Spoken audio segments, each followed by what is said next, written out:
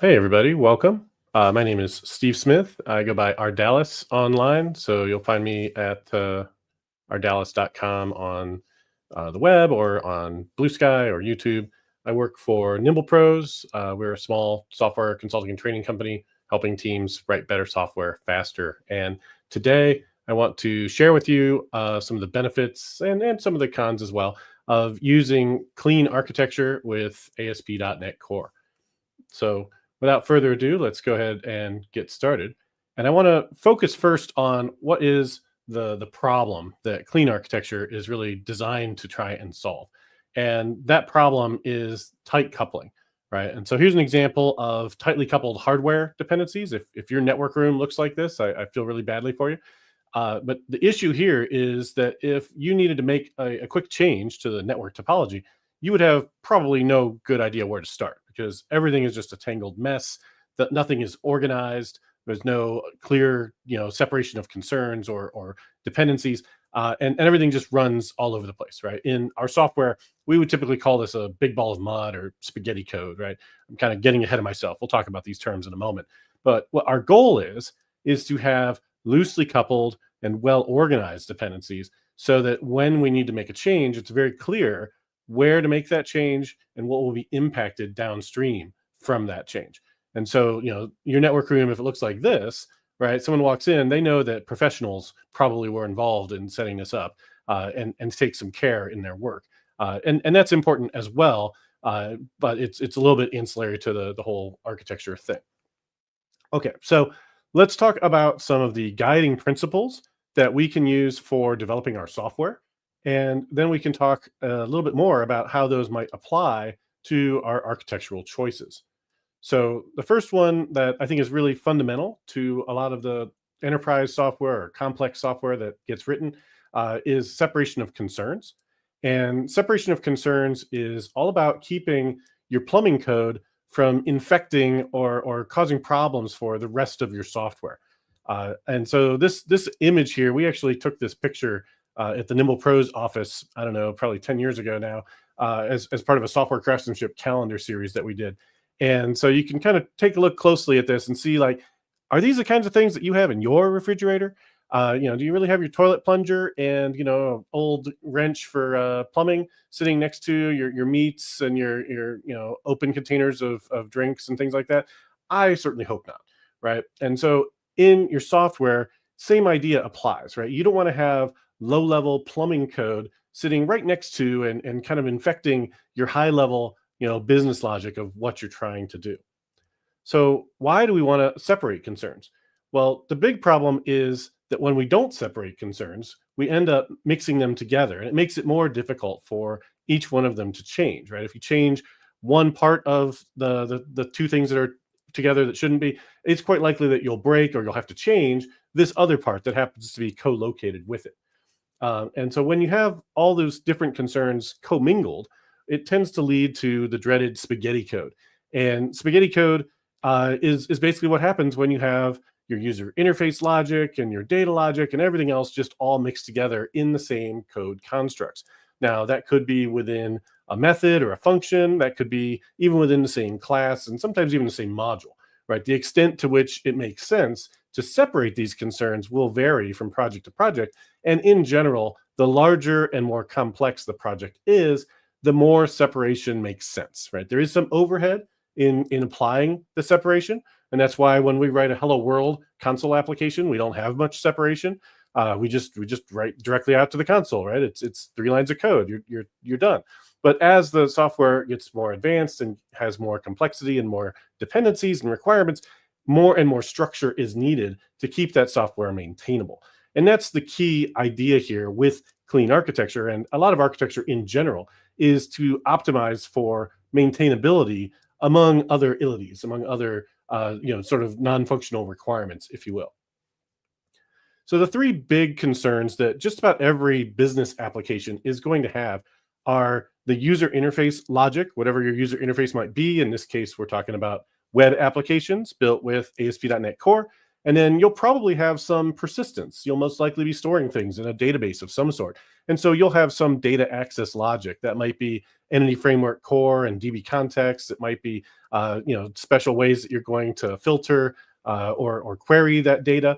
And then, of course, you'll probably have some business logic that understands the rules of this particular application that you're modeling. And when we have those overlapping in a lot of the same places in our software, it can cause a lot of pain because, like I mentioned, it makes it more difficult for us to easily change that software without impacting these other pieces, right? There's a lack of modularity when all these things are overlapping like this. And all the places where they touch and there's not some kind of a contract or explicit seam, it makes it more difficult for us to write tests and for us to reason about how each of these things should operate in isolation from one another. And so you just got to keep them separated is the idea here. You want to have separation of these particular concerns, especially, and other concerns as well. And if you can do this and then have it so that they're using messages, contracts, interfaces, whatever to communicate through well-defined pathways, it will make it much easier for you to test these in isolation and make changes to them in a way that's very clear what is impacted. Right, the likelihood that you'll have spooky behavior at a distance where you change something over here and it breaks something way over there will be greatly reduced. All right, so that's separation of concerns. The next one is kind of related. It's the single responsibility principle. And the single responsibility principle is something that was not applied to the mouse that's shown in this picture, where someone decided that a computer mouse should also have a can opener and scissors and a bottle opener, etc. So the Swiss Army wired computer mouse, for some reason, just never took off. And the problem with bundling all these things together like that is that, yeah, sometimes it's handy to have a multi-tool, but it's almost never as good as having a fit-for-purpose tool to do one thing, right? Your Swiss Army knife screwdriver is almost never the tool you really want to use when you're building a house, right? You probably want to have a real screwdriver or even a drill of some sort to do a lot of that type of work. So when we're talking about the single responsibility in our software, the main thing that we are concerned with is the reasons why a class might have to change, right? So all the different responsibilities that class might have introduce different reasons why it might change. It might have to change because you change how you're doing data access or whether or not you're doing caching in your data logic. It might have to change because the validation rules in the business realm have changed. It might have to change because how you're interacting with the user interface has changed. If all of those things are in the same place, then it might have to change for any of those reasons. And again, that comes back to the whole separation of concerns idea. Now, single responsibility principle is also the S in the solid principle. So it's the first one of the solid principles. And so you've probably heard of it and seen it there as well. The problem with violating single responsibility principle is that when you have too many responsibilities, it adds additional coupling and it reduces cohesion, right? Coupling meaning how much things depend on one another, either tightly or ideally loosely. And then cohesion is how much things logically belong together within a given function, class, or module. And so, having too many of these things that are not related obviously is going to reduce that cohesion. All right, so if I follow the single responsibility principle, that means that obviously I'm going to end up with a solution that has more smaller types. All right, so if you're the type of developer that has one really large muscular finger because you like to use the mouse wheel as your primary way of navigating through your code, right, this will require you to change how you work a little bit, because instead of just scrolling through a few 10,000 line long files, instead you'll have to navigate between a lot of much smaller files that each do one particular thing. Okay. Now, related to how you're going to do this is another principle, which is kind of bookending the solid principles, and that's the D, which is the dependency inversion principle.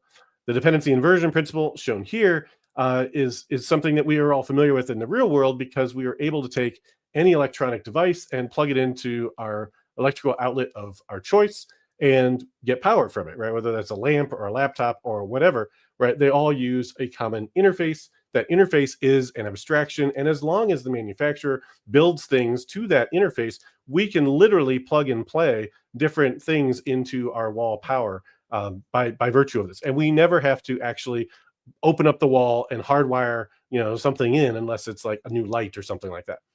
And so this is what we want to do in our software, is make it so that we can add new capabilities to the system without having to do surgery on it and hardwire everything together, and then later on have to rip all that apart when we need to make a change to what the software does. So the dependency inversion principle has a few parts to it. The first part says that your high-level modules should depend on abstractions, not low-level modules. Now, it doesn't really define what a high-level module is, but an easy way to think of it is the closer something is to stuff that's not in your computer or out of process from your application, that makes it lower level, right? So if it knows about the printer or how to write, structured query language or SQL queries directly, right? And it knows you're talking to a SQL database, right? That's more low level. Whereas high level would be something like, I need to save a record, right? How you save it, where you save it, is it in a file or a database? I don't care. I'm high level, right? Those details are beneath me, literally. All right. So high levels should depend on abstractions, not low level modules directly. And then those low level modules that do understand the details of exactly how it's going to be done, they should also depend on abstractions. So in this case, what they're going to do is they're going to implement those abstractions as a form of an adapter to do that work.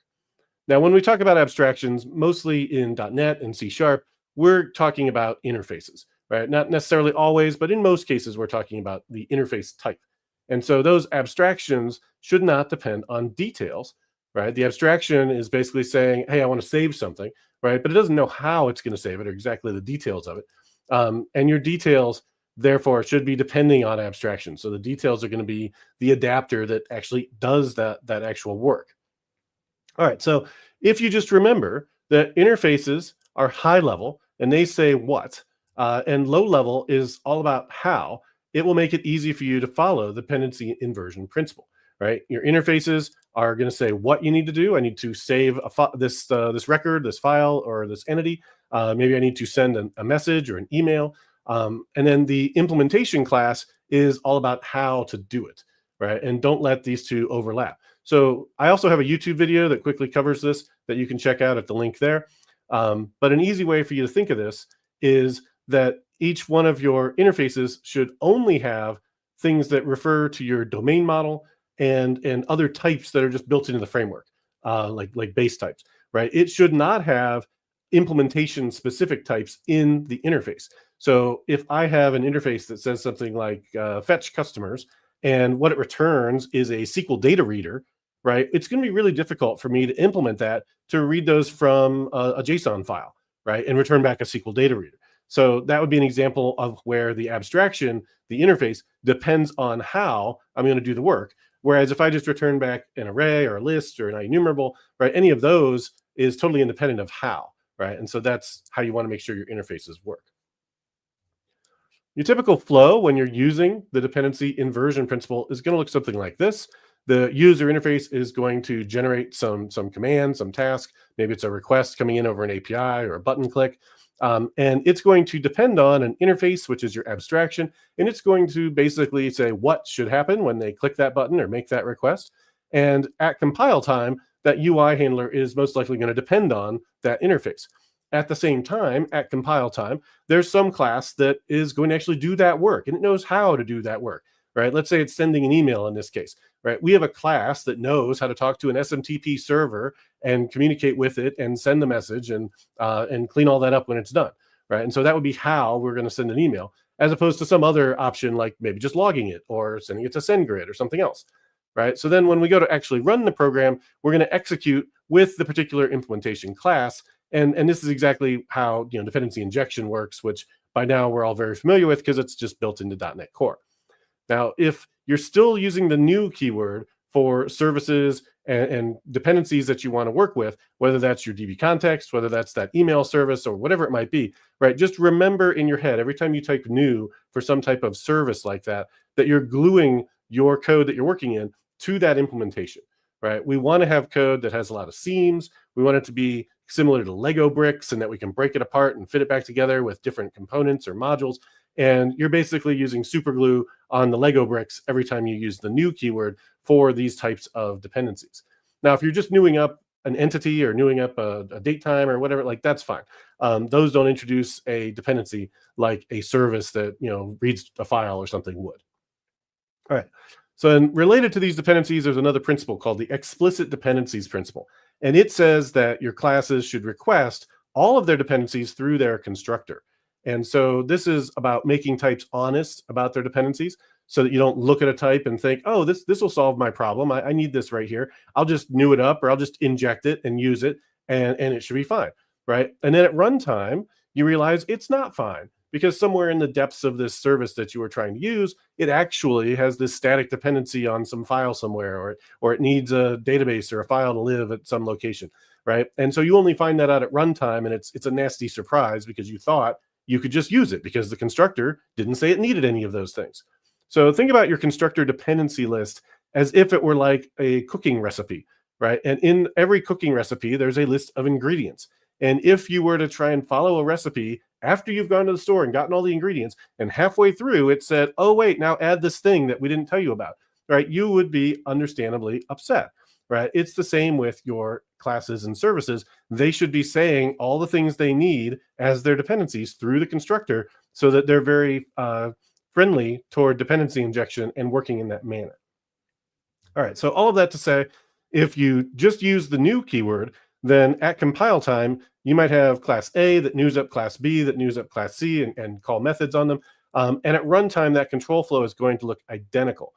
If you use dependency injection and you follow the dependency inversion principle, what you're going to see is that you can reference interfaces and avoid the direct dependencies between the classes. And you'll notice that on the left, none of those three classes know about one another anymore. And so they're very modular and easy to swap out if and when you should need to do so. Whereas on the right, the control flow is identical, right? And so we can achieve the same logic, but we have a much cleaner design by introducing these abstractions.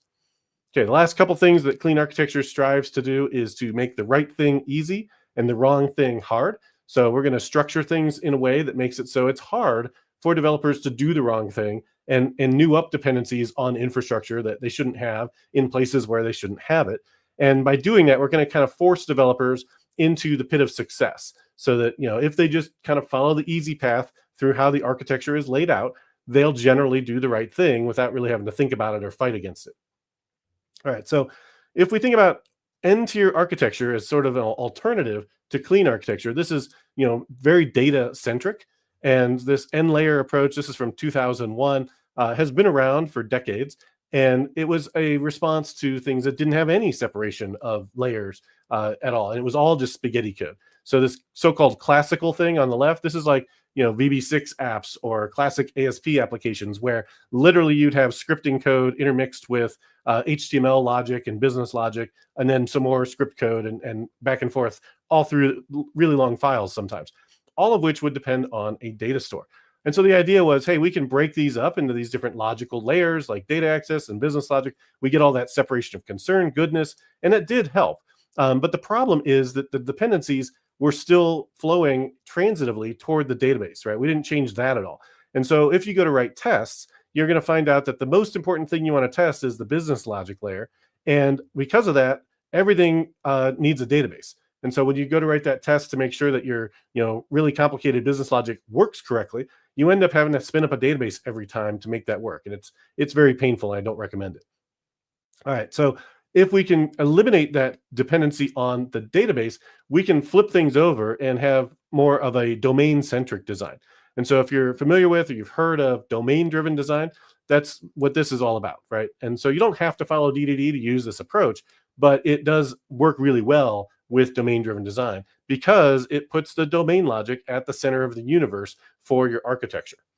All right, and so in here, you're going to have this core part of your application, and that's where your domain model lives. And we'll talk more about what that is in a minute, but you can think of that as like the business logic layer, right? That's going to have your entities and all the logic that dictates how they work and whether or not they're valid and things like that. It's also the place where you're going to have your applications, your interfaces for working with the domain model, and things that the infrastructure is going to write adapters for to be able to do things like sending emails and saving entities and things like that. All right. Then around the core business logic, you may have a use cases layer or an application layer. And this is something that's part of the clean architecture as it's written in the book. Right? And so if you've read Clean Architecture in the book, you'll see it talks about having a use cases layer. And oftentimes it makes sense here to follow the CQRS pattern, a command query responsibility segregation. And that's because we're going to break this into different commands and queries as each use case that you're going to do. And the nice thing about having this as a separate layer is it lets us do some additional things with cross-cutting concerns, which we'll talk about in a few minutes. And it also provides you another scene where it's really easy to test, right? You've got every single function that the application might do all arranged really neatly in one layer, and you don't have any user interface stuff getting in the way, right? So it's very easy for you to set up and run tests that don't require all of the setup that a user interface test typically would. Now, these are optional, and if you have a fairly simple application, it's certainly something you can leave out, at least as a separate layer, in which case you might just put all the logic that this would normally do inside of your user interface, inside your API endpoints or inside your Razor pages or whatever it might be. But it does work nicely when you have a larger application. All right, so when we're breaking things down into commands and queries, the commands are going to be things that mutate state. So each one of your commands is going to load and create or delete your different domain model types, typically entities. They will call methods on them, perhaps, and then they'll persist any changes that may have happened. The queries, on the other hand, are going to have some query service abstraction. They're going to return some DTOs that are customized for that query. They won't necessarily use the domain model, and all of this will be implemented inside of infrastructure directly, right? So you don't have to use repositories. You don't even have to use your same DB context or any of your entities, right? In your queries, these can just be ad hoc SQL statements. They could call stored procedures. Use whatever data access technology makes the most sense. The idea with these is that they're read-only, right? So you don't need to worry about enforcing your business rules of how things change. You don't have to worry about change tracking with Entity Framework Core. All you have to do is get the data from the data store and present it to the user. And in some cases, you may even have a different data store for querying than you have for your reads and your writes and your commits, right? You may have a separate transactional data store and another read query store in larger, more complex applications, right? And so the queries would obviously go against the query store. All right, so let's talk about clean architecture. It's been a few minutes since we've covered all these background things. Let's get back to the topic at hand. It has evolved from other similar architectures, right? And so you may be familiar with Onion architecture, which Jeffrey Palermo blogged about in 2009. Perhaps you've heard of hexagonal architecture or ports and adapters by Alistair Coburn. And then, clean architecture was introduced a dozen years ago in 2012 in a blog post and then later a book. All of these are very similar, and all of them are examples of domain-centric design, right? Ports and adapters and hexagonal are two words for the same thing, essentially. Hexagonal actually gets its name because in the drawings that were used to describe it, hexagons were used. So I think it's hilarious that, that could have been named, pentagonal architecture if the author had just used different shapes in their drawing. And then onion architecture is described because of the fact that it uses circles instead of stacked boxes for the dependencies, and so everything kind of looks like layers in an onion if you were to slice it horizontally. But at the end of the day, they all look more or less like this, where you have a domain model that's kind of toward the center of the application and does not depend on other things. And then that domain model has use cases that work with it as part of the application layer of the system. And then the user interface interacts with use cases or the domain model directly, as well as infrastructure indirectly. And then infrastructure implements those abstractions from the domain model and sometimes from use cases as well. Now, one of the key benefits of this approach is that it is extremely testable, right? And so you can have tests that live outside of all of these things and give you, unit tests for your domain and your use cases, integration tests for your infrastructure, even full system UI tests or subcutaneous tests at the UI layer, making sure that all of your Razor pages or all of your API endpoints return what they're supposed to for any given input. Right, I like to write UI tests in ASP.NET Core because they're really easy, especially for APIs. And you can do things like verify all of your model validation works, verify that all of your authentication works, right? And so you can assert that when you pass in a request and it's missing something, that you'll get back a 400 bad request, and it will tell you that you were missing that thing. Or that if you don't pass in the proper security authorization header that you're going to get back a 401, or if you're not authorized, a 403. Like all that stuff is easy to write automated tests for in ASP.NET Core. And this architecture makes it really easy to do that. All right, so if you want to see an example of ports and adapters slash hexagon, this is an older diagram from that type of architecture. And you can see, again, that there's this domain layer in the center, application layer that exposes some ports. These purple circles are those ports. And the things around the outside are the adapters that use the logic of those ports to do something, right? And so each one of those ports is essentially an interface. And then all the things around the outside, those adapters implement those interfaces. So there's a few rules for clean architecture. And I've kind of mentioned one of them already, but it's the biggest, most important rule. And that is that the core of the solution holds the domain model and all of the business logic. So there's not business logic spread out throughout the rest of the solution. And then the core project does not depend on any external dependencies that would give it, tight coupling to things outside of your application. So if it depends on some NuGet package that has a bunch of pure functions in it, that's totally fine. But if it depends on the Azure SDK or AWS SDK or Entity Framework Core, right? Those are things you'd like to avoid because those are depending on specific implementation details of how you might talk to the cloud or talk to a database. Inside of the core project, you're going to define the abstractions and interfaces, which are then implemented typically in core and or infrastructure. And you should avoid direct references to infrastructure project types from pretty much everywhere inside of your system, right? Those are the things that we're most trying to avoid dependencies upon. And it's the dependencies on infrastructure that tend to make systems really difficult to test. And so by keeping that stuff all at arm's length in its own project that nothing else depends on directly, it makes it much easier for us to test the whole system. Now, the only two exceptions to this are the application's composition root, which is where you're going to wire everything up, and then any integration or functional tests that work with the infrastructure. Obviously, you're going to have reference it there. All right, so that's me talking for almost half an hour. That's probably long enough. Let's look at a simple demo of clean architecture, and then we'll show a little bit more about how to organize it. All right, so let's look at some code. There is a Microsoft reference application that's been around for a while. It's called eShop on web. And originally, it was located at github.com/ I think it was .NET architecture, eShop on web. And then about a year ago, it got migrated to Nimble Pros to maintain. So Nimble Pros, again, that's my consulting company. And we were working on it before when it was Microsoft's project, but they decided to retire it, and now it's just community supported. So on here, you'll find a sample application. You can download it and work with it. And I've already got it here running in Visual Studio. And if we just look at the overall organization of the system, this has been updated to .NET 9. It's using Aspire. It also has Blazor WebAssembly and has had for at least 4 versions, I think. So it's been pretty much keeping up with the latest, again, because it's a Microsoft reference architecture. And so in here, you're going to see, what do we have? 7 main projects plus some tests. The core project here is called Application Core. That's mostly because Microsoft went and decided that they would name .NET's next version as .NET Core. And so they didn't like having this app be called Core because they thought it was confusing. I blame them. So anyway, that's Application Core in this case, but in every other solution template that you'll see, it's usually called Core or sometimes Domain. And then in here, this is where you're going to see all your business logic, domain model stuff. We'll look at that in more detail in a second.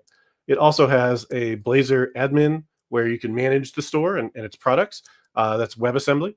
There's a shared project where there's DTOs that are shared between the Blazor admin and the API project. It is Aspire now wired up, so it's running with Aspire's app host to start. In infrastructure, it has Entity Framework stuff in this data folder. It also has identity logging and some other things all in here. So one of the things that's missing from a lot of samples is identity and how to wire up identity with clean architecture or with domain-driven design. And so if you want to see an example of that, that's in here. And we'll look at it in just a second. There is an example of APIs. This is what's powering the Blazor admin backend. And then the web application itself, which for now at least uses a mix of different technologies. So you'll see that it has controllers and it has different features here defined as different endpoints. and it has razor pages, and it also has views. At some point in the future, I will probably clean that up. Again, because this was a Microsoft reference app, the idea was to show all the different ways that you could use ASP.NET Core in an application. But you probably don't want to have all of them in one application. So most likely, I'll consolidate this down and have just API endpoints and or razor pages, because MVC views are kind of obsolete at this point, in my opinion. Razor pages is just a better way to do it. All right, so let's see this actually running. So I've got it running here in Aspire. It's got the two projects, the API endpoints and localhost.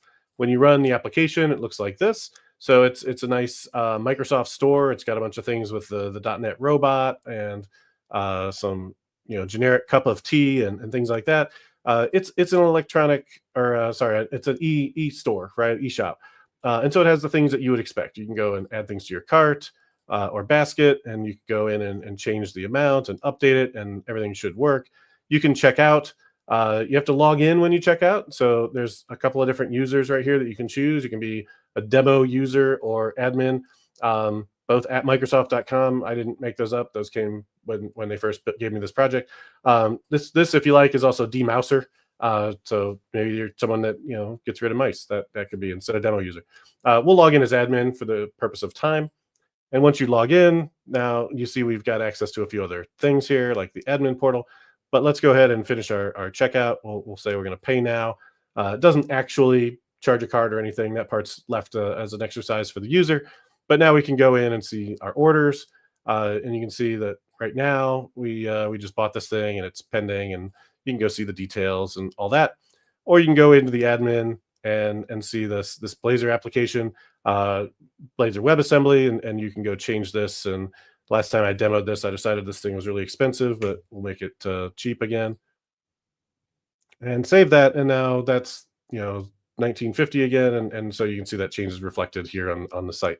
So all pretty straightforward. We're going to drill down into what goes where in just a second inside the slides, but in here I just want to show that we've got the main entities that are used are the order, the basket, and the buyer. And each one of these is organized into different aggregates, which we'll talk about more in just a second. If I were going to reorganize this a little bit today, I'd pull all these up to the root level rather than having them in an entities folder. And you'll see my current thoughts on organization in another solution we'll see in just a second. There's also some simple little lookup table entities here as well. So things like there's a drop-down list of brands, there's a drop-down list of types of things, and so those are still coming from the database, but they don't have any business logic, and so they don't necessarily need their own folder because it's just one file. The other things that you'll see in here are specifications, and this is making pretty heavy use of specifications. We'll talk more about those in a moment as well, but just as an example, here's the basket with items specification, which basically says, hey, go get me this basket where I have the basket ID, or in some cases, if they haven't logged in yet, I only know a string buyer ID. Or sorry, no, this is if they have logged in, I know their buyer ID. Otherwise, if they're still anonymous, I've just got an integer basket ID that's like in a cookie. In any case, I can go query by either one, and then I can include all the items. And when I want to use this, the way it works is, let's look here at this order service, right? Instead of just saying, go get me this thing and put a bunch of link into the code wherever I'm doing it. In this case, I'm in some service in the application core called order service.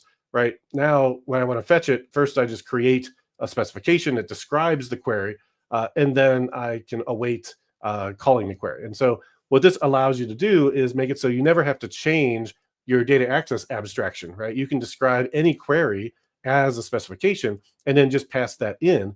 And it makes it so that you basically have the open closed principle covered, which is another solid principle for your data access abstraction. In this case, I'm using a repository, right? So that repository never needs to have another method added to it to say, oh, get the basket with the items, get the basket by user, get the basket by ID, right? Sometimes if you're using repository, that's a problem that you see, is that it keeps adding more and more and more of these custom methods, right? By using specification, you don't have to deal with any of that. And I have a talk tomorrow actually on different data access patterns, where we'll look at all the different ways that you could organize your data access and some of the pros and cons. So tune in tomorrow if you want to see that presentation, where we'll talk about that in more detail. Other than that, EF repository is in here. The catalog context is the standard DB context here. There's nothing too exciting happening there, and yeah, I think that's good enough for now. So let me jump back to slides, and we'll keep talking about the organization of clean architecture. How are we doing on time? Pretty good. All right. So when you want to use this approach, you have a couple different options. You don't necessarily have to organize things into different projects.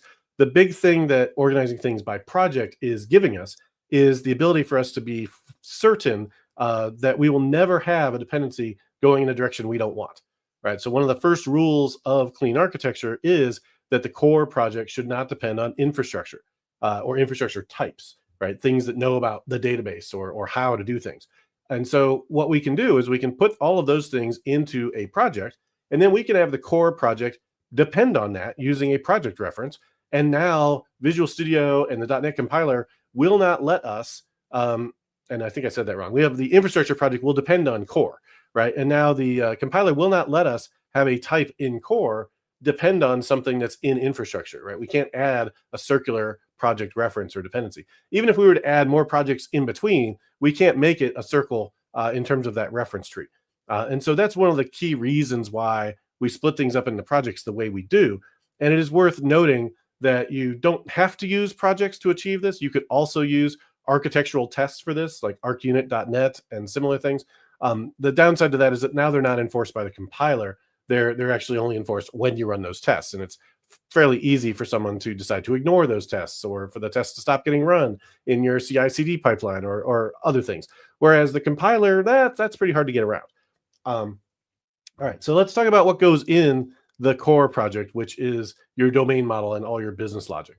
So in here, you're going to have these interfaces that describe how to work with your domain model, and it should consist of things that work with those domain model types. So it should be returning back entities or aggregates or things of that nature, not some DTO that goes over the wire on your API, for example, or some data entity that you work with that knows about SQL Server or something like that, right? So the interface things that it works with, things that it's defined as, should be other types that you're going to see in just a second.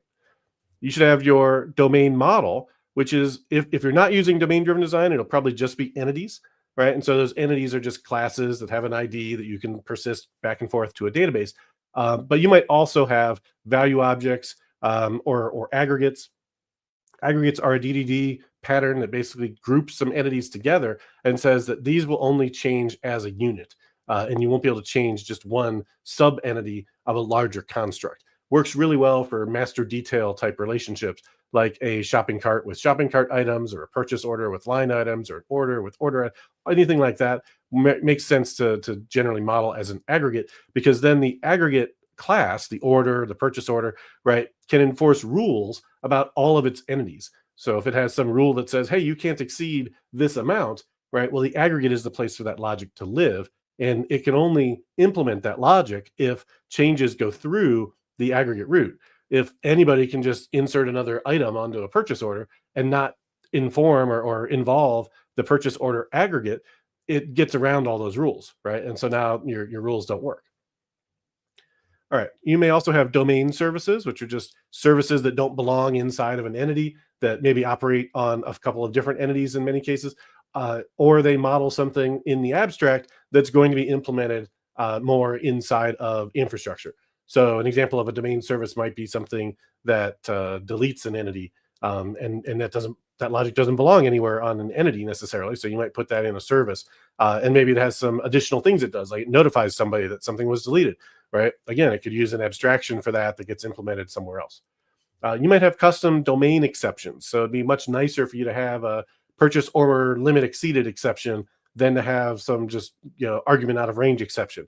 Or if you have a null reference exception that you can expect, it's much better if you convert that into something that says, customer not found or customer doesn't exist exception instead of null ref, because future you will appreciate when you see that in a log or an email that it was the customer not found problem and not just a null reference, and good luck finding out what was null.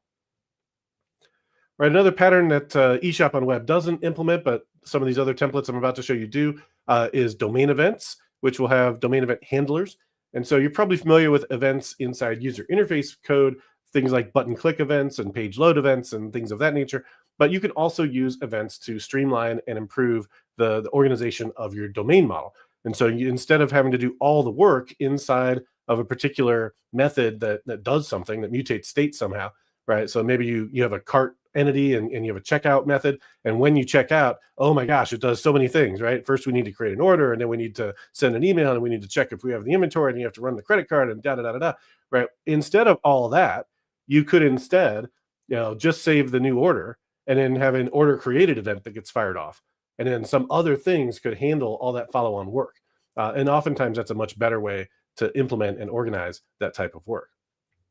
You might have specifications, which we already saw. Those are part of your domain model. If you use that pattern, it will help alleviate having a bunch of link just scattered all through your application. And that's a super common thing. Like link is great, but if you use link all over the place, especially if you pass around queryable, you might have data access logic just like everywhere inside of your application. And you really don't want that to just pollute every part of your app and have no idea what actually happens when you do some particular use case or endpoint. It's better if you know that it does this exact query, and you can optimize and define that query and reuse it where it makes sense, instead of maybe having 2 or 3 different complicated link expressions that originally were copy pasted from one another and then have diverged into different things over time. All right, so that's the core project. This is everything that would go in there typically. Then you've got the use cases project, which basically just has interfaces for your queries and the DTOs that they will return or accept. Sometimes they'll take in a complicated DTO that says, here's all the different things that I want to search by or filter by, right? So those DTOs are in here. The queries themselves, which are themselves essentially DTOs and their handlers, and then the commands and the command handlers. So that's pretty much everything that goes in use cases are these things here, which makes it a pretty simple project and really clean and really easy for you to test and just go through one by one and make sure that each one of these is doing what it's supposed to do. Next, you've got the infrastructure project. And this is where all of your things that talk to something out of process should live, right? And these are going to be adapters. So they're going to be implementing interfaces that are defined somewhere else. Typically in core, sometimes for query services, they'll be defined in use cases, right? And so you might be using the repository pattern or not. It doesn't really matter. But whatever you're using for data access should live in infrastructure. Any web API clients that you have that are talking to other web APIs would live here. If you're talking to the file system, or if you're doing custom logging of some sort and talking to something with the logger, that would probably go here. Anything going over the network, talking to email server or sending SMS messages, even things that talk to the clock. There are some nice new abstractions with the clock in .NET, but if you have logic that depends on the clock having a certain value, like I want to do something before 5 o'clock and then something different after 5 o'clock, if you want to test that, it's really nice if you have an abstraction where you can define what the time is, rather than having tests that work one way or work before 5 and then they fail after 5. That's not ideal. You might have other services in here as well. You might even have some interfaces in here, but only the interfaces that have dependencies on infrastructure SDKs, right? So if you have something that returns back an Azure Blob storage thing, right, that interface can't exist in core because it would require us to depend on the Azure SDK, but you could certainly put that interface and its implementation in infrastructure.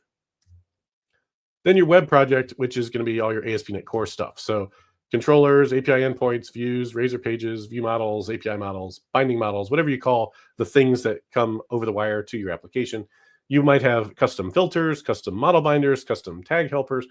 You might have other services in here. And again, those other services typically will implement interfaces that are defined in terms of these types, right? So if you have an interface that returns back a view model or an API model or something like that, that interface would live here and then be implemented here as well. All right, so that's pretty much the web project. You may also have stuff that you want to share between different applications in your organization, and that is something that's called the shared kernel in domain-driven design. And so you could call it whatever you want. You can call it company name.common or something like that. Shared kernel is just a DDD term, and it should hold common types that are going to be shared between applications. And ideally, you distribute it as a NuGet package, not as a shared folder in source code And the reason for that is because if you have several different teams that are trying to deploy their software at the same time, and one of them needs to update the shared kernel to include a breaking change, right? Well, they can check in that change, get the new NuGet package, and deploy. And meanwhile, the other two teams can also be deploying. They just are using the previous version's NuGet package. And so everybody is still able to deploy their code at all times. So that's kind of the ideal. That's why you'd want to use a NuGet package, probably a private, NuGet feed that you would have for your company.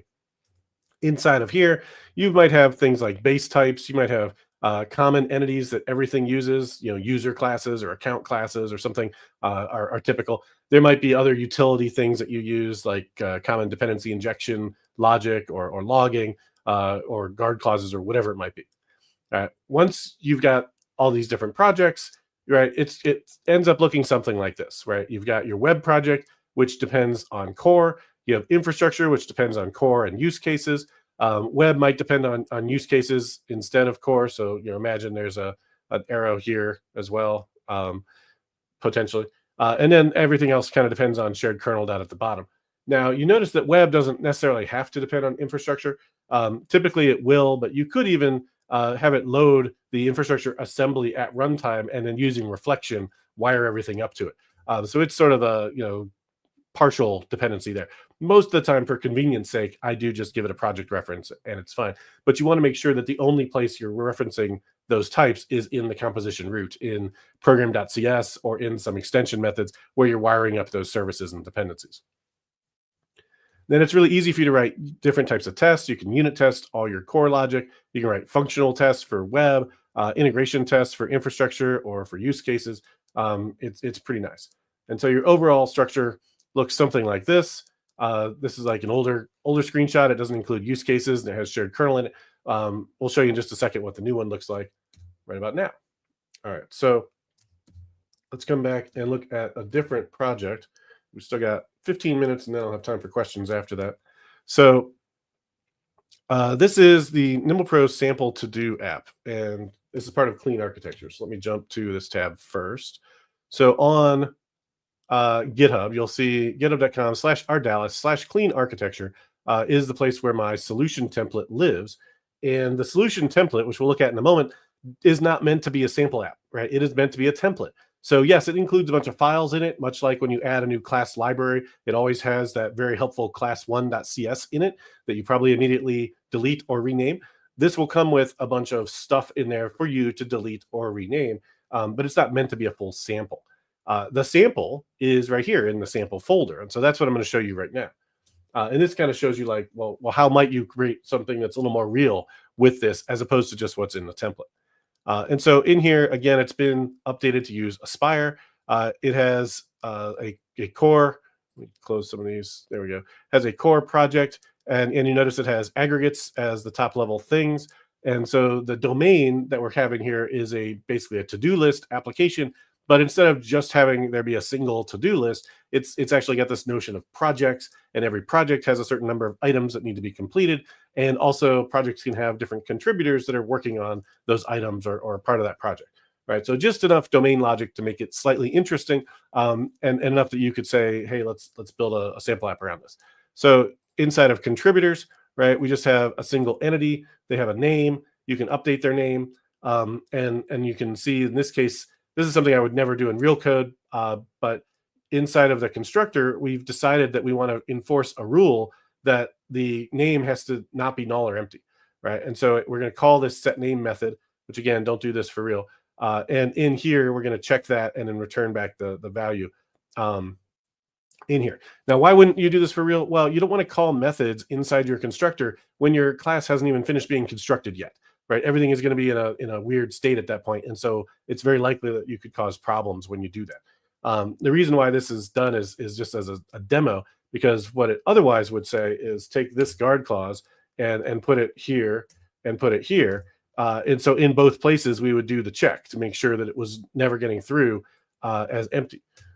There's a better way to do that, which we'll look at in just a second, but that's just one piece of this entity. Otherwise, this entity has just a simple ID property on it that it gets from entity base. And you'll notice that it implements iAggregate root. So this is another thing that's giving us a compile time check of a policy that we would like to implement. And that policy is around aggregates. And we want to say that when we've defined an aggregate, you should not be able to arbitrarily store or change or persist children of an aggregate. And so anything that's marked with iAggregate root, you're allowed to create and read and update and delete those things. But if it doesn't have that, then you can't. All right. And so when we look at the project aggregate, it's a little more interesting. It has a project, which is the aggregate root. And so on project, it's also entity based, but that's a little bit different because it's using a strongly typed ID, not just an int or a GUID or what have you. Also, it has a list of to-do items, right? Notice that we're not exposing the list directly. Instead, we're implementing it so that we just expose a read-only list of items. And then when we want to manipulate the item list, right, we've exposed a method that lets you add items here, and it will create a domain event by registering that with the aggregate. So we'll look at the domain events in just a second. But if we look at a to-do item, you'll see that it also has a strongly typed ID. That's not important at the moment. What it is missing, though, is iAggregate root. And so that means that nothing in the system can use a repository abstraction to store a to-do item. They can't even fetch one, right? If you want to get a to-do item, the only way to get to it is to load up its project and then go to its position inside the items collection. And what that means is that I can't go into a to-do item and arbitrarily go and mark it as complete here and not tell the project about that, because the project maybe wants to know that it's a certain percent complete, or maybe when the project is completed, it wants to send off some emails and say, hey, the project is done, or whatever it might be. If we allow for to-do item to be just changed arbitrarily without involving the aggregate root, then it makes it really difficult for us to enforce that type of business logic. And so the reason why that works is because inside of the infrastructure layer, you're going to see that we have an EF repository, and there's not a whole lot in this because it's implementing stuff from another project, another NuGet package, but it is saying that it only works on types T, where T is an iAggregate root, right? And so if you try to use a repository for a to-do item, you'll get a compile time error saying, sorry, you can't do that. All right, so let's look at this thing running. It is also, again, using Aspire, so it's right here. Oh, I should mention real quick on the clean architecture thing. We'll get to this in a second, but there's also a NuGet package, which is the template. And so this was built with this template, the sample that I'm showing you. And then this is where you would get that template, and we'll show a demo of that in a second. All right, so here's the sample. It's already running. It does not have a UI. It just has an API endpoint. So let's go and look at the APIs in Visual Studio, which has these nice new .http files. And so this is running right now. And if I send this request, I should get a list of contributors, which works. And I can go say, hey, get me a list of all the projects. And there's a couple of them. I can say, give me all the details about project number 1. And here it is. And it's got 3 items on it. And you'll notice this one's done, and this one's done, and this one's not done yet. So is done is false. So I want to update this one and mark it complete.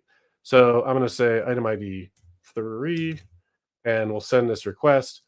And before I do that, I do want to come back here real quick and say, on here, when we say mark complete, it's going to register a domain event for to-do item completed. And notice it doesn't do anything else, right? So our entity is very clean and doesn't have any dependencies on anything. But we have a business rule that says when an item is marked complete, we want to send some emails to the folks to let them know that that item was completed. And so we've defined a to-do item completed event here, which is really simple. It just has a reference to the entity that raised it. And then we have a handler for item completed email notification. And so what this will do is take in an abstraction for sending emails, and then it will send an email here. And so in a real system, this might have a little more logic in it about like, hey, go load all the contributors or subscribers or whatever and email each of them, right? In this case, it's just for demo purposes, so it just sends you a simple email to a static email address, right? But we're going to see this happen when we hit this. So we'll send the request, and we get a 204 no content, which is what we expect. And now if we go back to the web, there's this nice tool called Papercut. And you can see a few seconds ago, we got this email. And Papercut is a test email server that runs in a Docker container and just listens on port 25 and then gives you this interface where you can see all the emails, right? So it's really nice when you want to test emails and verify that they're working without actually sending emails to people, right? And so you can see that we got, number 3 is now complete. and here's the details of what that was. And we did that with a domain event that didn't require us to put any email logic inside of our entity, nor did it require us to take all that logic out of our entity, right? Which is the other thing that folks will do. They'll say, hey, I need to be able to send an email here. And I can't do that. I can't do dependency injection. I don't want to pass it in as a method parameter. I really don't want to make a static thing that sends emails because that would be terrible. So I guess the only thing I could do is create a service. And now whenever somebody wants to mark something complete, they have to new up a to-do item service and then mark it complete using a service method that then sends emails, right? And that's not a great way to go, because what that does is it slowly pulls all the logic out of your entities and puts them in services, and it makes it so that your entities become nothing but getters and setters and very anemic. So to avoid that, you can use the domain events pattern like you see here to make it so that you can still have all the logic live inside of your domain model, and then use events to trigger external follow-on behavior, even things that have dependencies. All right, we got about 5 minutes left. I need to still show the template. So let's jump back over to here and talk about some of the features of clean architecture, right? So key benefits are that you've got this compile time dependency policy that's enforced. So you don't have to have architectural unit tests or just code reviews or something to say that this shouldn't depend on that, right? The key thing that all these architectural styles, clean, onion, ports and adapters, they're all focused on that dependency problem, because that dependency problem has caused so much pain for so many people that they decided that it was worth constructing a whole architecture around it. Now, if you've not felt that pain, you may not see that it's worth it.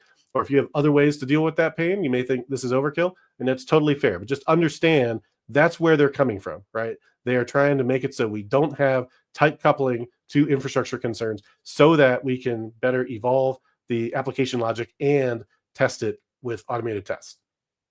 All right, so it's framework independent. Doesn't just have to work with ASP.NET Core. You can use it with Java or worker services or whatever you want. Doesn't depend on any particular database. Doesn't even care if you have a database. It's very modular, so it works really well for separating out things and swapping them out. It's very good at that type of thing, because we don't have all those tight dependencies. Everything is loosely coupled through using the dependencies that we've talked about. And like I've probably hammered on enough here, it is super testable, especially unit testable, right? You don't want to have to write integration tests that implement your database or all of your microservices every time you want to test one particular bit of logic inside your domain model. That's not going to be a productive way for you to work. All right, now it does have trade-offs and drawbacks, right? Everything in software architecture is a trade-off. And so the two biggest drawbacks are there's a bit of a learning curve, right? Your developers ought to be familiar with the rules of clean architecture and why it's structured the way it is. Maybe they have to watch a video like this one. And it's more code, right? There's multiple projects. There's interfaces and adapters instead of just having everything in one giant file. And so it's not that big. I'm saying here it's 3 projects. It's 4 if you include use cases, right? And that doesn't include the tests. And it certainly doesn't include Blazor, WebAssembly, and Aspire and those things, right? But it's basically just user interface, core, and infrastructure, maybe use cases, right? So it's good to use when you're doing stuff that's complicated. It's great for like enterprise software that's going to be long-lived and you really want to have a lot of automated tests for it. It's not necessary for smaller, CRUD apps. It maybe isn't the thing to use for your side project that is just something simple like cataloging your movies or whatever it might be. And so use the right tool for the job, obviously. All right, so if you want to make it easy to get started with this, that's why I have this template, so that you don't have to spend the hour that it takes to say, create a new solution, create a new class library, add a new, other class library, add a new ASP.NET Core app, and make all the dependencies and all that. It's a pain. And so you can install this by just saying .NET new -I, our Dallas Clean Architecture template, and then say .NET new clean arch for clean architecture -O, and then your project name. So let's just see if this actually works. I've got one queued up here, right there. And so you can see this says .NET new clean arch -O, Nimble Solution2 -- Aspire. I haven't tested this today, so we'll see if it works. Seems like it did. So we can go to that project, and then we can say Nimble Solution2.solution. By the way, if you don't have something that makes your terminal look all pretty and have icons and stuff, I have a YouTube video I just did a couple weeks ago on how to do that. It's pretty nice. All right, so we'll open up this solution and see what we got. And again, this is just a template. It's not a full sample app. So it's meant to have stuff that you're going to throw away. So I haven't had time to really look at the tests, but I do want to call out how awesome the functional tests are in here. So if you want to see, for example, how to get a list of contributors and verify that it's correct, you can say here, just, get and deserialize a contributor list response. Here's the endpoint that I'm hitting, and verify that it has the two folks that I expect it to have from my seed data, right? And so 4 lines of code to hit an endpoint. Maybe a little more if you're doing posts and puts and mutating things and you want to see the change. But it's pretty simple to write these types of tests for your APIs. All right, so inside core, we've still got the contributor aggregate, but it's a little simpler in here. And oh yeah, there was something else I wanted to show. I'll get back to that in a second. Okay, so basically all the same stuff here. I didn't already run this one because I didn't have it before, so I just now created it. So let me run it.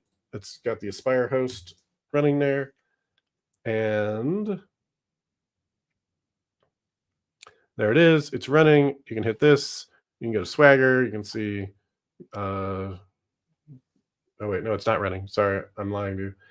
It's running on the same port as the other one, so I have to kill the other one. Let's get rid of that and that. And all right, now let's try it again. Close that just to prove to you that it's really working. Nope. Right, try again and run it.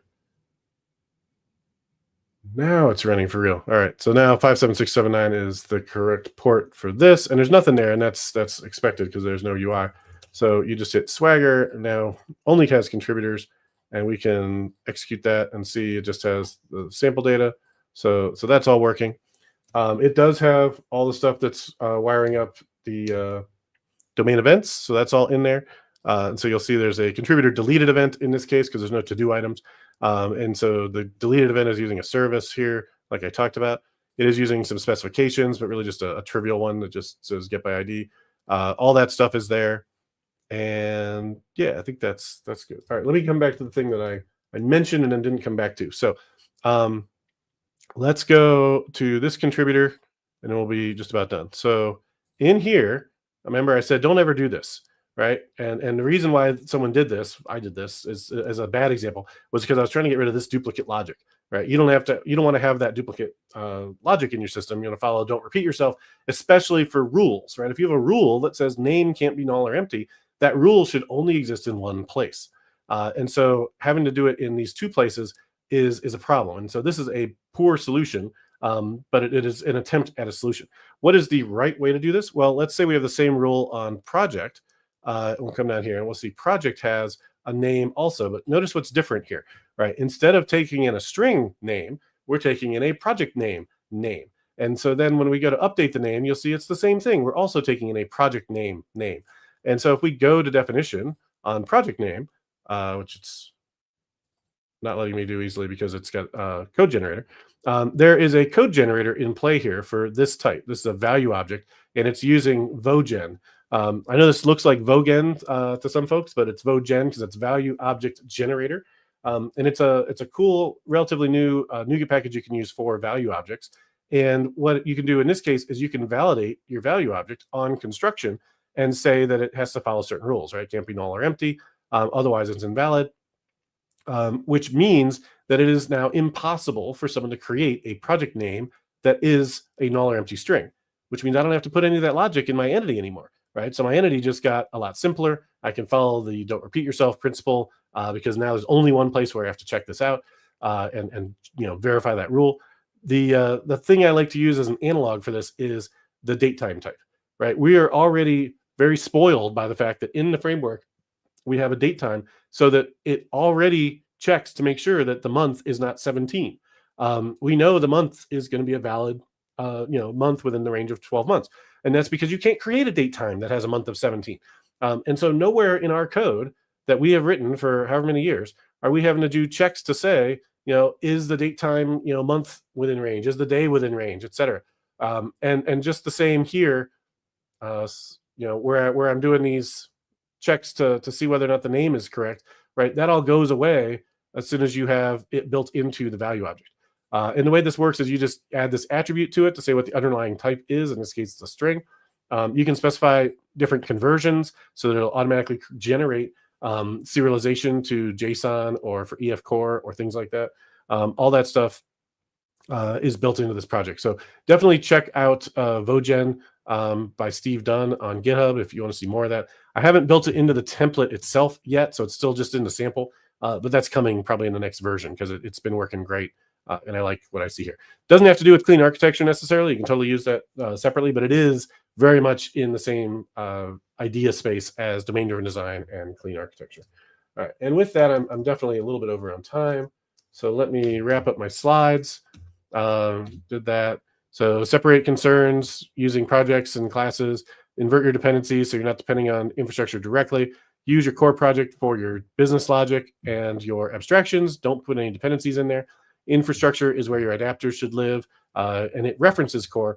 Your UI should consume those abstractions and do all the wire up. It shouldn't use infrastructure directly, except in the composition root where it wires everything up. And then your shared kernel is optional, but it should be a NuGet package that has shared types that you use between different solutions or applications. If you want to learn more, I'll leave this slide up for just a second. It has all the links to all the things. So if you want to follow me on YouTube or read my articles or learn more on DevIQ, I had a few references throughout the deck on there. All the code is in the bottom right on GitHub. And if you want to learn more about clean architecture, we have a whole course on it at academy.nimblpros.com. If you use our Dallas, you'll get 20% off. All right, so with that, let me go to question time. All right, so let's see. Welcome. Last talk of the day. What's better, VSA or CA? So vertical slice architecture or clean architecture. And let me see. We'll just put my thing there so people can see that. And we'll get this. They both have their place, right? So vertical slice, I like. In fact, if you search for DevIQ vertical slice, like this predates the whole vertical slice architecture idea.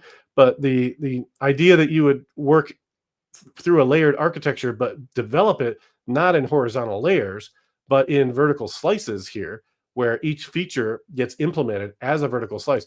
That is absolutely how you should be developing your application. Now, the architectural approach is just about whether or not you want to organize your files in one way or another, right? It's like, what's the top level thing that you organize your solution by? Is it technical layer like UI or business layer or data access, or is it feature, right? And if it's feature, then you maybe just have one project and folders per feature. You're still going to have some shared things probably, right? Like even if you're following vertical slice architecture, you're probably not going to have a separate DB context for every feature, right? And so you'll probably have a DB context that's shared. You'll probably have certain web stuff that's shared. And so there's going to be some shared things that live somewhere. And so it can be more difficult for you to enforce rules that say things like, hey, the user interface shouldn't depend directly on the data access technology. And maybe you don't care if it does, right? But that has implications in terms of the testability of your code, how tightly coupled it is, how modular it is, right? Everything's a trade-off. So is one or the other better? It's up to you. You've got those trade-offs to make. Depending on the type of application you're building, the skill set of your team, and a host of other variables, right? But neither one is right or wrong. They're just different. Someone says they got a flashback of a 10,000 line code file from a customer. Yep, I see that a lot with our customers that we're helping. Are there any courses out there that are tied specifically to this version of eShop? No, I'm planning on doing some more YouTube videos with it. And our course on Nimble Pros Academy does mention it. I should probably throw that in here as well. So if you go out to academy.nimblepros.com and grab this Introducing Clean Architecture course, again, use code ARDALIS to get 20% off. That does talk about eShop on web a little bit, I believe. But yeah, look for more from me on YouTube. And there is, I think it's still linked here, there is a YouTube that's a little bit older on here somewhere too, overview video right there. So right here, there's a live stream with an overview of eShop on web from 2020. So it's a couple years old, like 4. So there's that. All right. Other questions? For the question to Steve. Hi, hello there. Don't forget, we start tomorrow. We'll see you in CodeMash in January. Yeah, I'm going to CodeMash. I have the impression that CA is better for enterprise applications. Am I correct? It's certainly more common for enterprise applications. There's plenty of enterprises that use vertical slice architecture too, if we're being honest.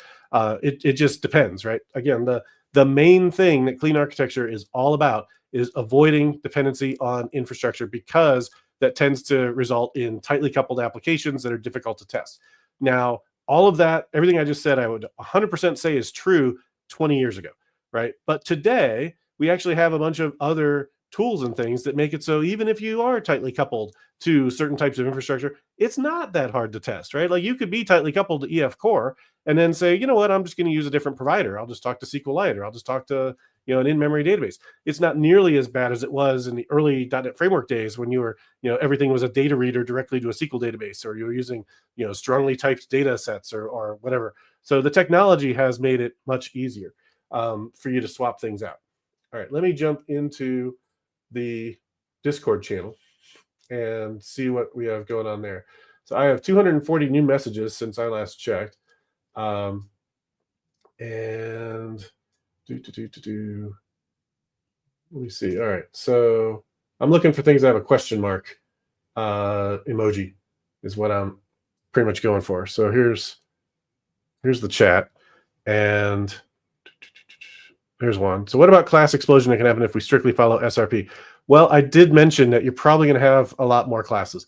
And so, you're not going to be mouse scrolling as much as you're going to be Control T or other navigation tooling inside your IDE to jump around between things. The good news is you're going to have lots of really small classes, very much closer to functional programming, in that you're not going to have huge classes with lots of methods on them. You'll probably have fewer classes with fewer methods that will be easier to test and easier to change. So it is a different mindset, and if you follow solid, that's where it leads you. But it does have more classes, right? You just have to get used to that. Does every class need to have an interface? No, definitely not. Interfaces are to describe what you want to happen, and so only things that you need to describe doing something, typically what we would call services, will typically need an interface. So something you almost never need an interface for would be DTOs. Another thing that you typically won't need interfaces for would be entities and value objects, unless you're using those for some additional behavior. Like maybe you've got an interface to say that this is an aggregate root, like I'm doing the iAggregate root marker interface. That's not used for dependency injection. It's just used as a marker for compile time checks. Let me think. The value object, I don't think, the Vogen value objects don't have an interface. The other value objects I'm using in the older template, I think they have a base class, so they don't have one either. But sometimes you might have a reason to mark things with an interface. But generally, it's for services. It's for things that are going to do something that you'll have an interface for. And then that allows dependency injection, which you're probably familiar with if you've been doing .NET Core for a while.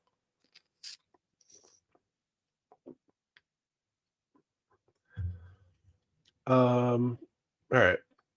For me, it seems people tend to shove it everywhere, even in a place you won't ever change it, because we never know, we might need to change it. There is a pushback for using clean architecture, or for using abstractions in general, that, hey, if you put all these interfaces everywhere, like, what if you didn't need them? What if you're never going to change it? And my argument there is that I frequently, especially in enterprise applications, need to change it not at some future date when the business suddenly changes direction and decides to invest in a different database. I will change it in different environments. So, the different dependencies I'm using, how I send an email or how I fetch stuff from a data store, that might change whether I'm working in dev, where I'm just on my local machine, to where I'm working in a dev that's actually in the cloud, or a staging environment that maybe has other microservices and infrastructure in place, to production. Each one of those might use different configurations and different sets of dependencies as appropriate, so that I'm not necessarily sending real emails when I do testing on my local machine, but I can easily plug in the real email provider in production. And all of it still works in each one of those places. So the overhead required to create an interface for a service that does something like, has three methods on it to do X, Y, and Z, the overhead required to create an interface that wraps that takes all of about 30 seconds. And so there's not a really strong argument for not doing that, because of the benefits it gives you. And by doing it up front, you kind of follow the rule that we're going to follow the dependency inversion principle, which is that we're going to depend on abstractions, not concretions. And if you follow that rule, it just makes it so everything is not tightly coupled to infrastructure. Now, if you don't care about that rule, and you're like, well, interfaces have no value in and of themselves, I'm only going to create them if and when I need another implementation, that's fine. But that means you're going to be tightly coupled to all your implementations initially, until at some point you decide maybe you don't want to be. and that can certainly work, but it will make it a little harder for you at the time when you do decide you need to change it, or you do decide you want to write unit tests instead of integration tests, for you to do those things, right? And you won't have a consistent set of policies or rules for how you do that stuff in your system, right? I mean, you will. Your rule will be we'll do it when we need to, whereas the rule in clean architecture is we always do it, and it's a different rule set. Okay. Question: is there an example of such a project where you can organize your layers into a single project that's easy to scale and manage without having to make multiple projects for layers? Um, yes, maybe. In my modular monolith course that I did on Dome Train earlier this year, I have examples of the modules laid out in clean architecture style or vertical slice style, either one. And so the whole thing is big and kind of overkill because it's talking about modular monolith architecture, which is a whole separate topic. But within that, you could see an example of a clean architecture module where everything is laid out in folders and it uses architectural tests to enforce the rules. And so I have a GitHub repo for that. That's not it. Sorry, hitting the wrong things. If you go to GitHub, Riverbooks is the name of the repo. Out of here. And inside of source, I don't remember which one of these I organized that way. It might have been books. It might have been order process. Let's say it was order processing. This looks right. So inside here, you can see it's organized into domain and endpoints, which is UI and infrastructure. And then integrations is a thing that I use for the modular monolith. And it has interfaces and it has use case. So all the things that we're talking about are in this order processing module. And that's all part of my course if you want to see how all the modular monolith stuff works. But this is a public free repo that you can download and look at the code and see how all this goes together. So I think that answers that question. Hopefully, although I know it's overkill, but I'm sure there's other GitHub repos that show how to do clean architecture with just one project if you wanted to. All right, so let's see what other questions. And if they don't have the question mark thing, I apologize. I'm just scrolling by, and I don't see very many more questions. There we go. Present a question: what are the downsides of using events to manage control flow as opposed to method calls? There can be problems, and it depends on how you're doing it. So in the examples I'm showing where I'm raising domain events, I'm sending those out in the same thread, right? So there's nothing out of process. There's not an event bus. There's no RabbitMQ or Azure Service Bus. It's literally just part of the same thread, and that has advantages because it's really easy to step through and debug and see, hey, when I complete this to-do item, then I register this event, and then when I save it, then the event fires, and I drop into this handler in the debugger, and I can see that it sends the email. Right, all of it in the same thread as part of the same request. Now, where the downside comes in is what if I need to do 3 different things when an item is completed? And oh, oops, the second one failed. Right now, like the first one went through, the second one blew up in the middle somewhere, and the third one never got called at all because it's just looping through and calling them one by one. And so you could be left in an inconsistent state, right? And so there's obviously ways that you can work around that. You could, I'll show you the code where I do the actual dispatching. Except I think it's in a different project. But inside of infrastructure, inside the DB context, right in here, I say, go get me all of the entities that have domain events, and then use this dispatcher to dispatch and clear the events. And this is in, let me see if I can go to implementation. This is in another shared kernel. Here it is. But it's literally just a for each loop using mediator to send those. And so inside of this, if you needed to make that more transactional and start a transaction and then only do it all if it works, right? You could do some of that work here. Or if you needed to persist those messages, right? Instead of actually doing the work, you could go and create messages on mass transit or Azure Service Bus or whatever you're using or N Service Bus. And then those messages would be persistent and you'd be able to track whether or not they succeeded or failed. And you could retry them or put them in a dead letter queue or all those things you can do in a more enterprise application. As opposed to, coming back to the question, direct method calls. Direct method calls are obviously the most straightforward, simplest way to do it. They're slightly faster, but not enough that you would typically notice. They're going to be nanoseconds faster than doing what I've just shown.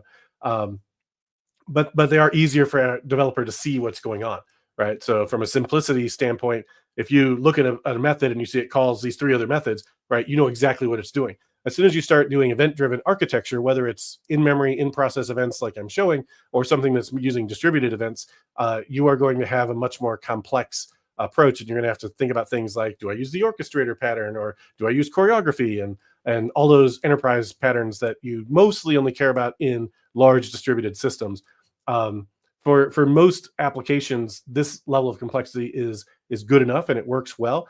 You do probably need to add a little bit more to it to make it more robust if you're building something that has greater needs, right? So I wouldn't use the solution I'm showing now to handle like a banking system, where it's important that, first we deduct from that account and then we add to the other account based on an event, right? Oh, the first one failed, or the first one succeeded and the second one failed. Like that's not something you'd want in that logic. So you definitely would want to make it a little more robust depending on your application's needs. I hope that answered that question. And let's see, another follow up. Assuming on that I'm sold, how can someone go about recommending and justifying a change to coworkers or manager?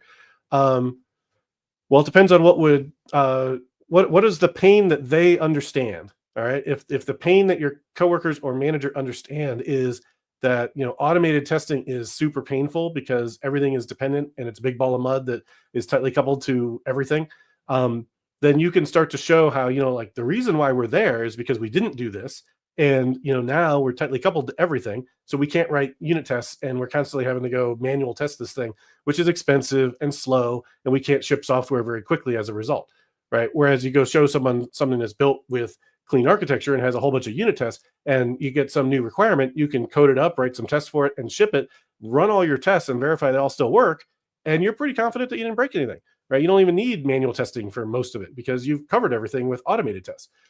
Life is good. So if you can tell that story, and if it resonates because they understand that pain, that's one way that you can approach that. Another way is to say, hey, clean architecture is super popular. Does that mean it's good? No, but it is super popular. So you could say, hey, we should do this thing because it's super popular, and they might buy that, right? I'm not saying that's the most honest way to sell it, but it is an option.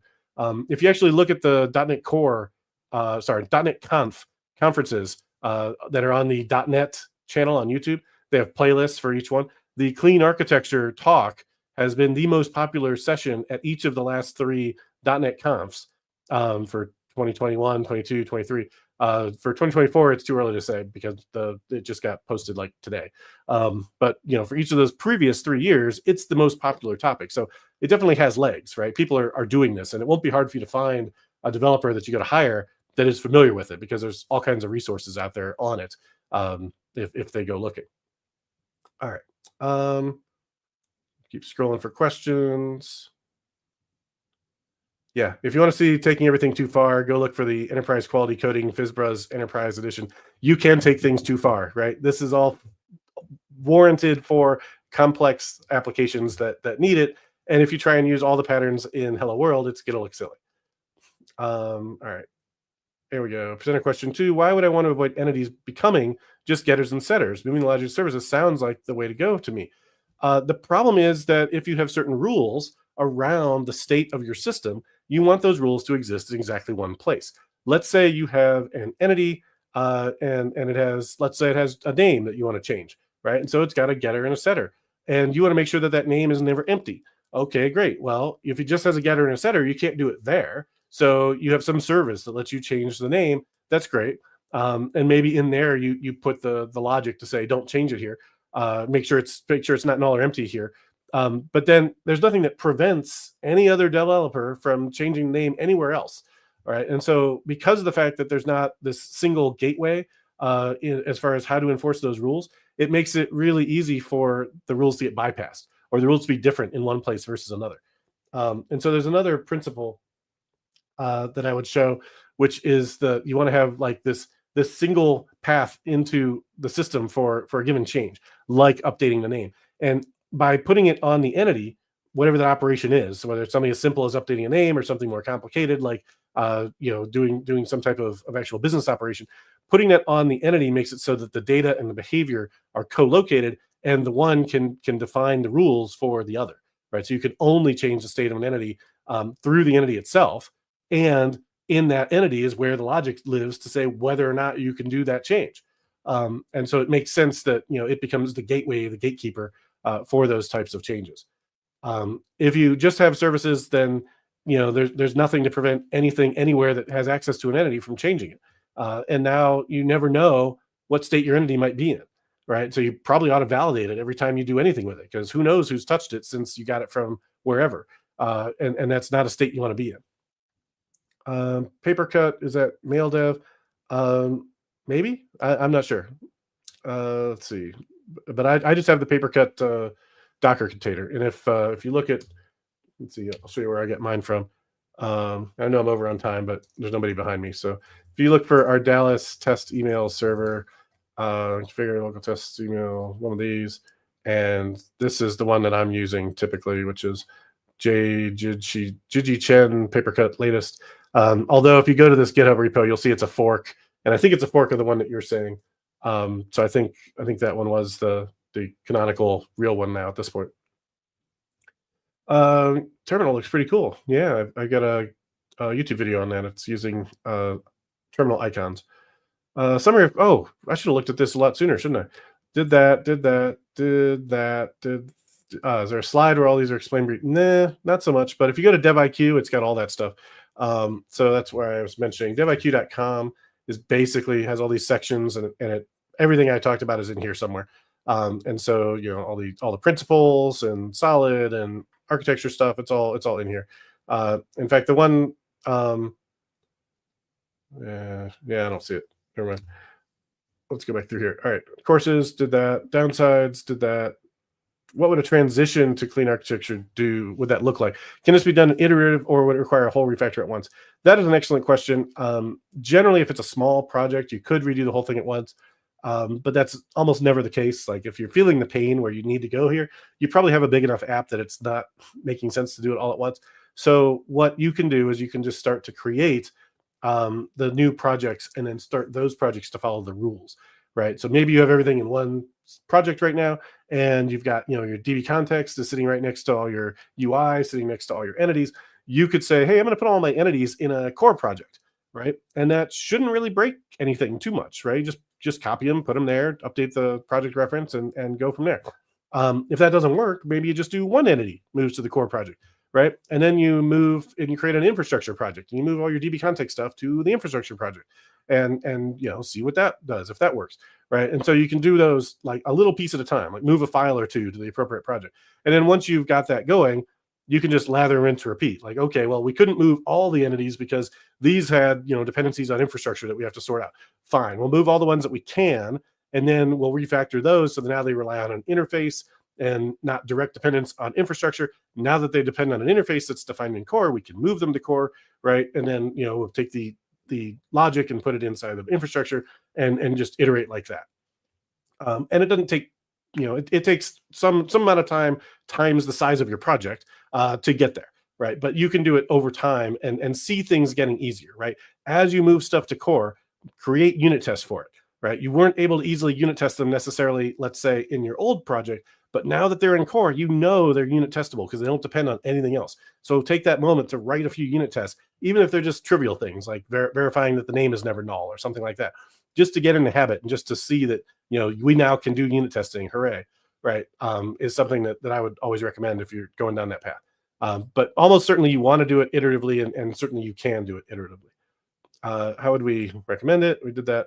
Why would I want to avoid entities? We did that. And there's a summary. Oh, thank you. I just saw it. Sorry. Yeah. So I think that's everything. Anything else? I think we're good.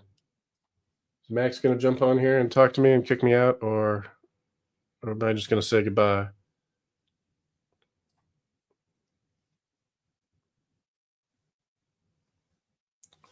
Let's see. We'll show this one more time in case anybody missed it. All the links to all the things.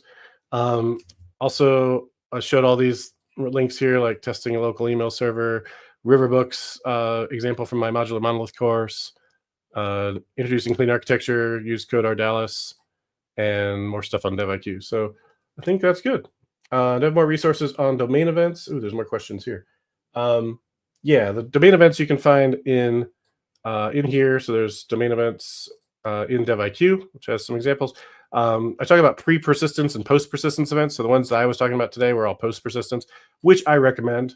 Be real careful if you do pre-persistence domain events. And then code examples, there's some in here. I also have all these links here. And then I have a Pluralsight course on DDD fundamentals.